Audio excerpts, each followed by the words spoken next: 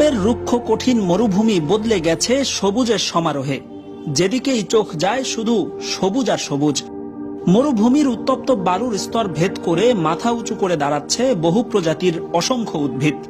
সমতল বালুকাময় প্রান্তর থেকে সুউচ্চ পাথুরে পাহাড়, সর্বত্র বিছানো সবুজের গালিচা।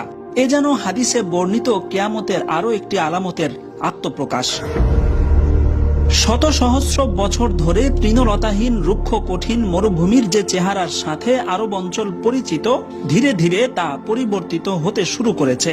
বিশেষ করে বিগত কয়েক মাসে সৌদি আরব সহ পার্শ্ববর্তী আরব দেশগুলোতে যে রেকর্ড পরিমাণ বৃষ্টিপাত হয়েছে, যার ফলে ভয়াবহ বন্যা পর্যন্ত সংঘটিত হয়েছে, সেই বৃষ্টিপাতের কারণে নানা প্রজাতির উদ্ভিদে ছেয়ে গেছে মক্কা মদিনা সহ আরবের বিভিন্ন অঞ্চল।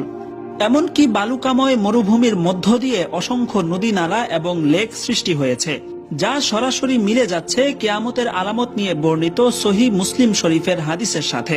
হযরত আবু হুরায়রা রাদিয়াল্লাহু আনহু থেকে বর্ণিত মুসলিম শরীফের ১৫৭ নম্বর হাদিসে এসেছে, রাসূল সাল্লাল্লাহু আলাইহি ওয়াসাল্লাম ইরশাদ করেছেন, কিয়ামত সংঘটিত হবে না যতক্ষণ পর্যন্ত আরব উপদ্বীপ গাছপালা ও নদী নালায় পূর্ণ না হবে।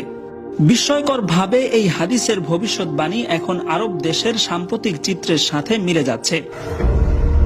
যেই মরুভূমিতে চলতো পানির জন্য হাহাকার, যেখানে পথভোলা পথিক পথ হারিয়ে পানির পিপাসায় কাতরাতে কাতরাতে মৃত্যুবরণ করত, যেই সৌদি আরব এখনো সাগরের লবণাক্ত পানিকে অত্যন্ত ব্যয়বহুল মেশিনের মাধ্যমে বিশুদ্ধ বানিয়ে পান করে, সেই দেশের মরুভূমিকে সবুজ শ্যামল আর নদী নালায় পরিবর্তিত হতে দেখে আরবরা নিশ্চয়ই আনন্দিত হচ্ছে।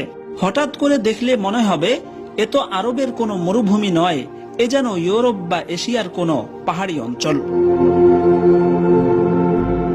কিন্তু বড় দুশ্চিন্তার বিষয় হচ্ছে, এই ঘটনার মধ্য দিয়ে কিয়ামতের একটি আলামত সামনে চলে এসেছে।